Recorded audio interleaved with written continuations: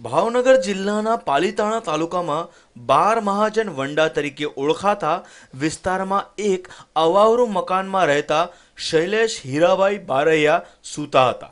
તે સમયે કોઈ અજાણ્યા શખ્સો ઘૂસી હાથ, પેટ અને પડખાના ભાગે તીક્ષ્ણ હથિયાર વડે હુમલો કરી નાસી છૂટ્યા હતા।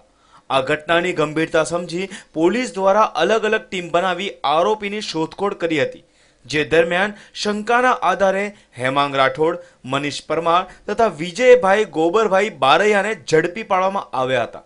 ઝડપાયેલા આરોપીઓની પૂછપરછ કરતા તેઓએ કબૂલાત કરી હતી કે મરનાર શૈલેષ ત્રણેય આરોપીઓને પોતાના મિત્રની ગાડીનો કાચ તોડી નાખ્યો હોવાથી ધમકાવ્યા હતા।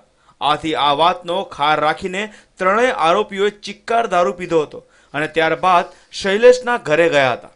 શૈલેષ રાત્રે સૂતો હતો ત્યારે જ તેના પેટ અને છાતીના ભાગે છરી અને ચપ્પાના ઘા ઝીકીને મોતને ઘાટ ઉતારી દીધો હતો। તારીખ 27ના રોજ પાલીતાણા ટાઉન પોસ્ટ ખાતે ગુનો રજીસ્ટર થયેલ, જે અંતર્ગત મરણ જનાર શૈલેષભાઈ બારૈયા જેમના ઘરમાં અજાણ્યા શખ્સોએ રાત્રિના સમયે પ્રવેશ કરી તેમને તીક્ષ્ણ હથિયારના ઘા મારી અને એમનું મૃત્યુ નિપજાવ્યું।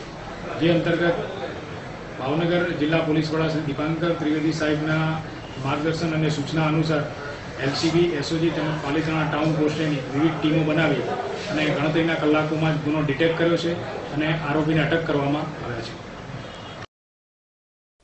આ ઘટનામાં પોલીસે ગણતરીના કલાકોમાં જ હત્યારા ત્રણેય આરોપીઓને જેલ ભેગા કરીને હત્યાનો ગુનો ઉકેલી કાઢ્યો હતો। Bureau report, news online, Bhavnagar.